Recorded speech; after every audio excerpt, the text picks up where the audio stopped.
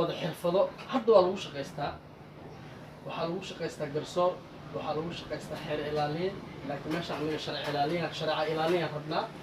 qareennimada waa lagu shaqaystaa maxaa la dhihi jiray shareeca yaqaanka maxaa la dhihi jiray dembi yaqaanka marka dembi yaqaan ayadan waxaan u malaynaa takhasuskan inaanan lahayn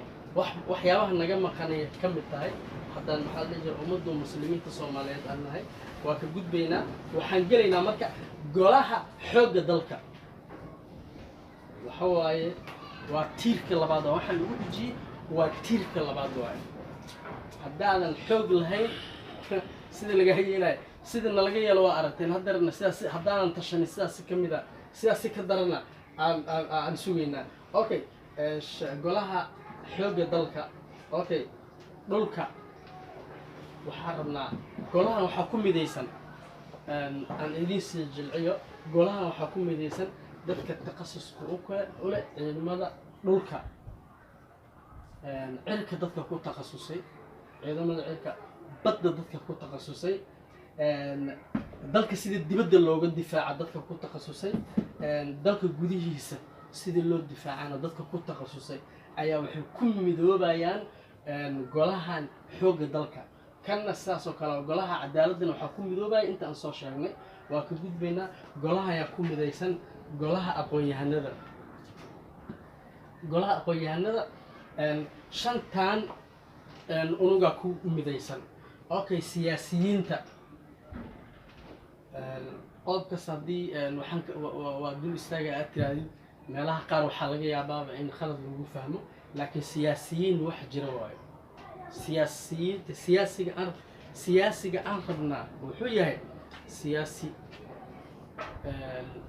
aan been aqoonin wuxuu ummadiisa u sheegay ay run tahay mid ummadiisa u sahmiya mid ummadiisa shaqadii u dirta qabta mid wax odoroosa mid maxaa la dhihi jiray howlkar ah waxa way siyaasiyiinta aan rab kuwa mufakiriinta siyaasiga aan rabnaa kaas annaga siyaasi wuxuu raba iska sheegaya kursigan siduu ku tegi lahaa ilaa ma wax sharciyada ka soo jeeda haddii ay yihiin xitaa waxaa laga yaabaa in maxaa la dhihi jiray oo kursigaas uu u maro taasna annaga dhibay noogu tahay waxaa kale oo ku midaysan diblomaasiyiinta waa aqoon la barto waaye qofkan siyaasi markuu cilmiga siyaasadda uu soo barto haye intuu la aadaa meeshuu la aadi lahaan u samaynaynaa annaga siyaasiyiinta waa sheegnay diblomaasiyiinta waa cilmi la barto waa u baahannahay ayagana xiriirka caalamka ama xiriirka caalamiga waxyaabaha loo yaqaano ilaa ummadda si kasta u kala duwanta haddana lama kala maarmo qodobka kale oo ku xiga xalinta khilaafaadka dadaa ku takhasusay dadkaasaa maxaa la dhihi jiray golahan ku midaysan waxaa kaloo ku midaysan oo u dambeeya qaanuunka dawliga dadka yaqaano waa dad aad active u ah maxaa la dhihi jiray wayna shaqeeyaan hadda laakiinse golahan ayaga ku midoobaya ka soco golahan ayaa ku midaysan golaha dhaqaalayahanada ama golaha dhaqaalaha yaa ku midaysan waxaa ku midoobaya dadka ku takhasusay arrimaha lacagta lacagay maxaa tahay sidaa dhanba dadka lacagta ku takhasusay waxaa kaloo ku midoobaya dadka maaliyadda ku takhasusay waxaa kaloo ku midaysan dadka xisaabaadka aadka u yaqaana xisaabaadka ku takhasusay waxaa kaloo ku midoobaya bangiyada hawshooda si u socota dadka ku takhasusay macnaha ma ka hadlayno bangiga qof cilmi bangiga la bartaa jira marka qofkaas markuu cilmiga bangiga u barto qofna waxaa la dhihi jiray wuu shaqo doontaa qofka mar walbaba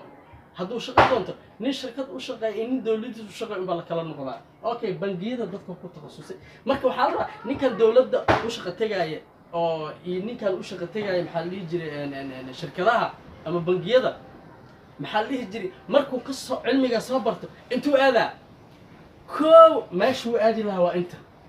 markuu inta tago maxaa la dhihi jiray oo boos ku yeesho ayuu markaas kadib oo meeshuu oo aadi lahaa ama u shaqo doonan lahaa soo baxaysa waxaa kaloo ku xiga xawaaladaha dadka cilmiga xawaaladaha ku takhasusay ka gudub golaha deegaanka asagana inuu jiro in kala war umaha laakiin golaha deegaanka shantan qaybood ayaa ku midaysan kow dadka ka shaqeeya faa'iidowrka dhirta iyo daaqa dadka ka shaqeeya bilicda dadka ka shaqeeya dalxiiska dadka ka shaqeeya duurjoogta dadka ka shaqeeya ayaa ku midaysan qaybtan waa ka gudbaynaa waxaan gelaynaa qaybihii aan weli ku jirnaa ilaa aan soo dhammayno waa wadi doonaa fadlan waa inaa ila socotiin